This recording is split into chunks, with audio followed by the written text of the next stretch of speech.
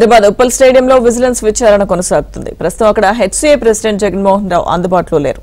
వ్యక్తిగత పనిపై బయటకు వెళ్లినందున తాను రేపు విచారణకు వస్తానని జగన్మోహన్ రావు తెలిపారు.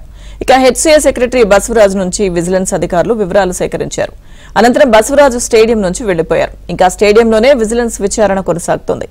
మరోవైపు రేపు ఇరు వర్గాలతో ప్రభుత్వం సమావేశం ఏర్పాటు చేసింది. దీనిపై మరింత సమాచారం మా ప్రతినిధి ప్రవీణ్ అందిస్తారు.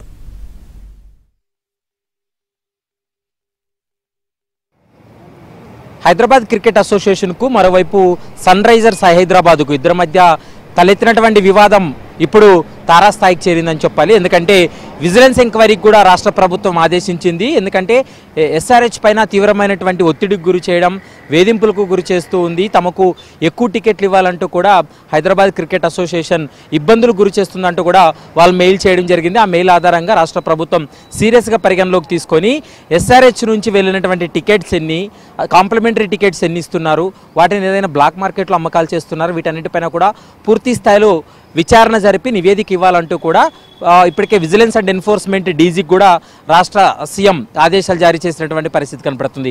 ప్రస్తుతం మనం చూస్తున్నాం హైదరాబాద్ క్రికెట్ అసోసియేషన్ కార్యాలయంలోనే ఇప్పటికే విజిలెన్స్ అండ్ ఎన్ఫోర్స్మెంట్ అధికారులు కూడా చేరుకోవడం జరిగింది. ఉదయం 11 గంటలకు ఇక్కడికి చేరుకొని 6 మంది సభ్యులు పూర్తి స్థాయిలో విచారణ కూడా చేస్తున్నటువంటి పరిస్థితి అయితే స్పష్టంగా కనపడుతుంది. ముఖ్యంగా టికెట్ల గోల్మాల కావచ్చు, ఎస్ఆర్హెచ్ పై టికెట్ల విషయంలో వేధింపులు కావచ్చు, ఈ 2 అంశాలపైన విజిలెన్స్ అండ్ ఎన్ఫోర్స్మెంట్ అధికారులు కూడా విచారణ జరుపుతున్నటువంటి సందర్భం కనపడుతుంది. ప్రస్తుతం అయితే మాత్రం ఇప్పటికే హెచ్సీఏ ప్రెసిడెంట్ జగన్మోహన్ రావు అయితే అందుబాటులో లేడు. ఎందుకంటే జగన్మోహన్ రావు పైన అనేక ఆరోపణలు రావడం జరిగింది.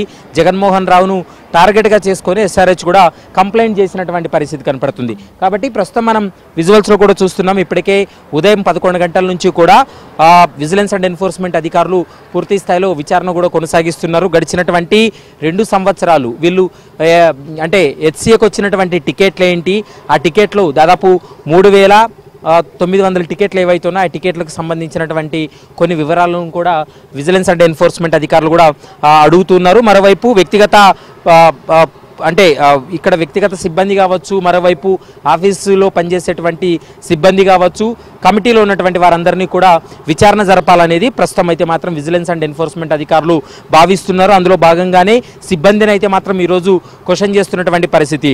ఇక హెచ్సీఏ ప్రెసిడెంట్ జగన్మోహన్ రావు అందుబాటులో లేకపోవడం, వ్యక్తిగత పని నిమిత్తం హైదరాబాద్కు దూరంగా ఉన్నానని, రేపు విచారణకు హాజరవుతాను, మీరు ఎక్కడికి పిలిస్తే అక్కడ విచారణకు వస్తానంటూ కూడా ఇప్పటికే విజిలెన్స్ అధికారులు కూడా సమాచారం అందించారు. మరోవైపు హెచ్సీఏ సెక్రటరీగా ఉన్నటువంటి బసవరాజు నుంచి కూడా కొంత వివరాలను విజిలెన్స్ అధికారులు సేకరించడం జరిగింది.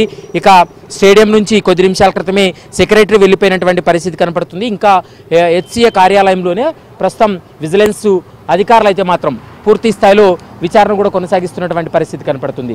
ప్రస్తుతం అయితే మాత్రం ఈ సంఘటనకు సంబంధించి మనం చూస్తున్నాం. లక్నో మ్యాచ్కి సంబంధించి కూడా కొంత హెచ్సీఏ తమకు వ్యతిరేకంగా పనిచేసిందని, ఎందుకంటే లక్నో మ్యాచ్కి సంబంధించి లక్నో యాజమాన్యాన్ని కేటాయించినటువంటి బాక్స్ను కూడా ఇవ్వకుండా తాళాలు వేసుకోవడం, మరోవైపు ఎక్కువ టికెట్లు ఇవ్వాలంటూ కూడా ఇబ్బందులకు గురి చేస్తున్నారు. ఇలా అయితే ఖచ్చితంగా హైదరాబాద్ నుండి వెళ్ళిపోతాం అంటూ కూడా ఎస్ఆర్హెచ్ టీం ఒక మెయిల్ కూడా చేయడం జరిగింది.